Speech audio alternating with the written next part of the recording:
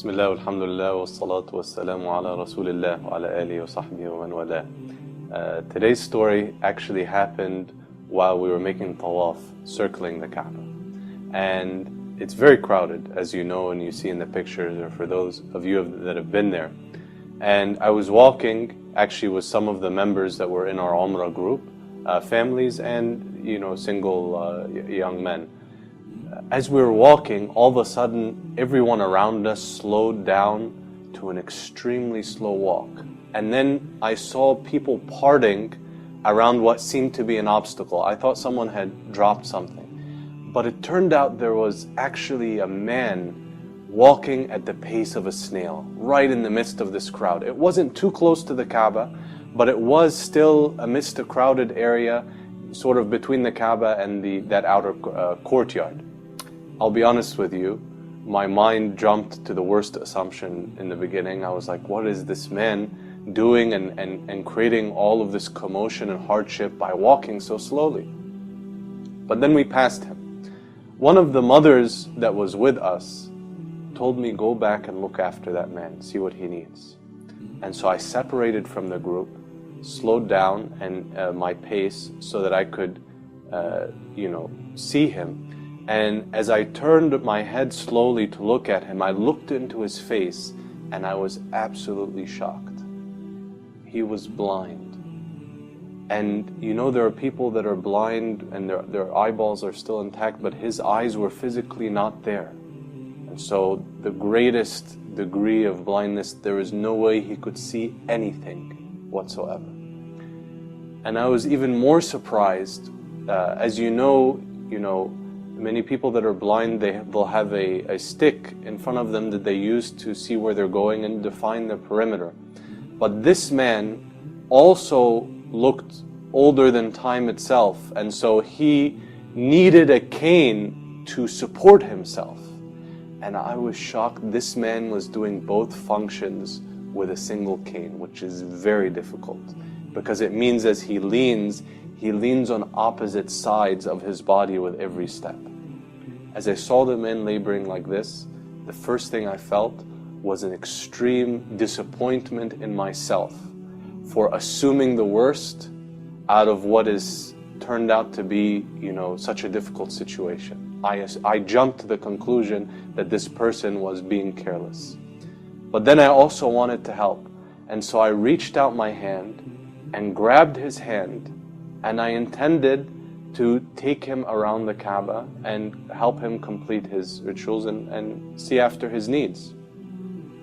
But then, as I looked into his face, he smiled, he shook his head, and he took his hand out of mine, and he continued to lean on his cane and make the tawaf.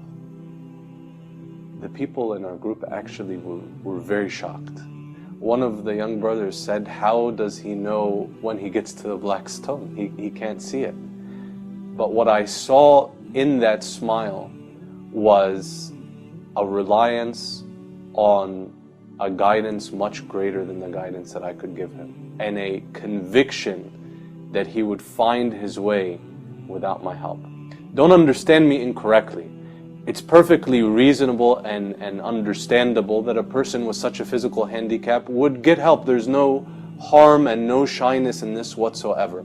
But this man shook me because of his conviction in Allah. He reminded me of a verse, وَالَّذِينَ جَاهَدُوا فِينَا لَنَهْدِيَنَّهُمْ سُبُلَنَا.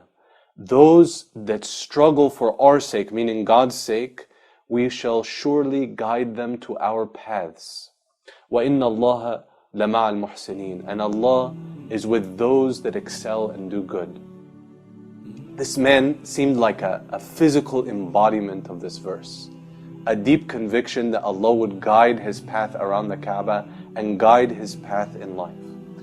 And here I have to remind myself and remind many of us that have been privileged and blessed with a lot of blessings from Allah, be those blessings in family, or health, or education, or material means, or friends, and the list we could never enumerate Allah's blessings on us. We know that Allah tests with constriction and he tests with ease. And sometimes the test of plenty can be more difficult than the test of poverty. But what I see as I travel campuses and meet young people, I see that a lot of us have a lack of conviction in Allah and have this desire to, we start obsessing about every minor detail and every small piece of life, and if the smallest thing goes wrong, we can make a mountain out of a molehill. Every time, you get something in school that you weren't expecting, or a friend says something that just totally catches you off guard, or you have a problem with our family. Life is full of problems.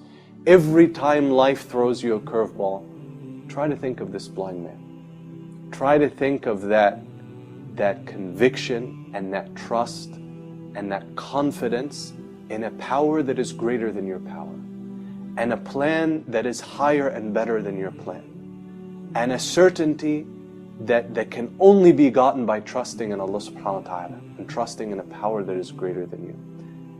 I hope inshallah that this man serves as a reminder for us to this. May Allah subhanahu wa ta'ala make us from those that place their full reliance on Him and their trust in Him, and may Allah subhanahu wa ta'ala grant us all guidance to His paths and the best of this life and the hereafter. Allahumma ameen. Wassalamu alaikum wa rahmatullahi wa barakatuh.